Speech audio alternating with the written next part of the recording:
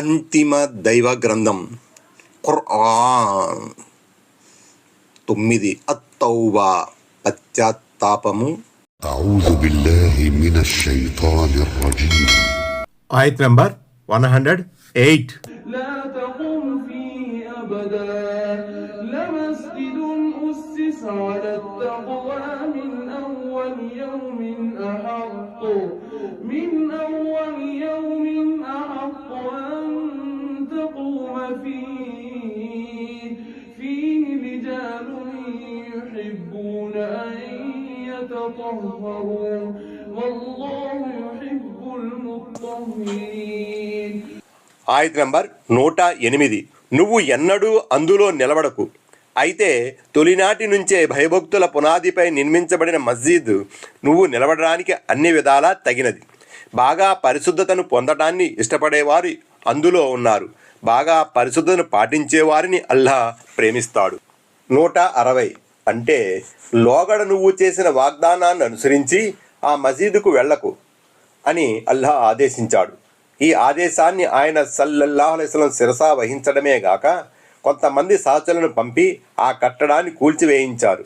దీని ఆధారంగానే ఆరాధన కోసం గాక కేవలం ముస్లింల ఐక్యతని కొల్లగొట్టే ఉద్దేశంతో నిర్మించబడే మసీదును విద్వాంసులు మసీదే జిరార్గా అభివర్ణిస్తారు. ముస్లింలోని చీలికను నిర్ణయించడానికి, వారి సంఘటిత వ్యవస్థకు విఘాతం కలగకుండా ఉండడానికి అటువంటి మసీదులను కూల్చివేయడం అవసరమని కూడా పండితులు అభిప్రాయపడుతున్నారు. 161. అన్ని విధాలా తగిన ఆ మసీదు ఇంతకీ ఏది? మసీదే కుబా నేపథ్యంలో ఇలా అనబడిందా, లేక మసీదే నబవీని దృష్టిలో పెట్టుకొని ఈ విధంగా ఉపదేశించబడిందా?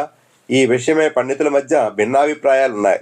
ఈ రెండు మసీదులకు ఈ ఆదేశం వర్తిస్తుందని సల్ఫ్లలోని ఒక వర్గం భావించింది.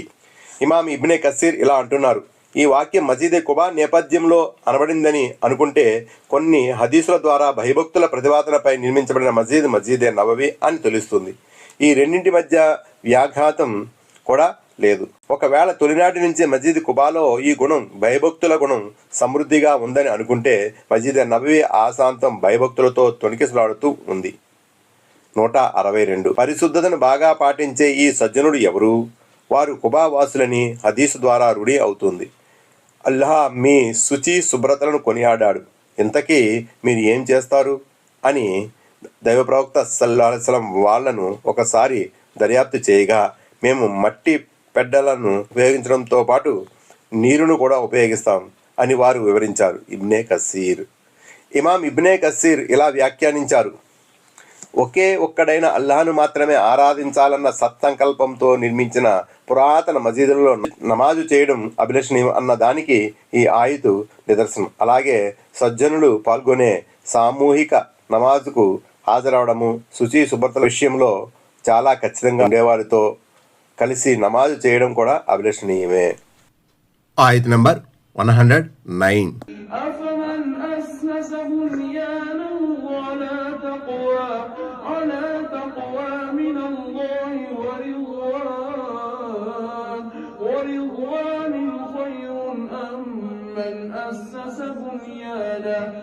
أمن أسس بنيانه على شفا جرف نار فانهار به في نار جهنم والله لا يهدي القوم الظالمين. ఆయత్ నంబర్ 109. తన కట్టడాన్ని దైవభీతి, దైవ ప్రసన్నతల పునాదిపై కట్టినవాడు ఉత్తముడా, లేక కూలిపోవడానికి సిద్ధంగా ఉన్న ఏదైనా లోయ యొక్క డొల్ల అంచున తన కట్టడాన్ని కట్టినవాడు ఉత్తముడా? అటు పిమ్మట అది అతనితో పాటే నరకాగ్నిలో పడిపోయింది.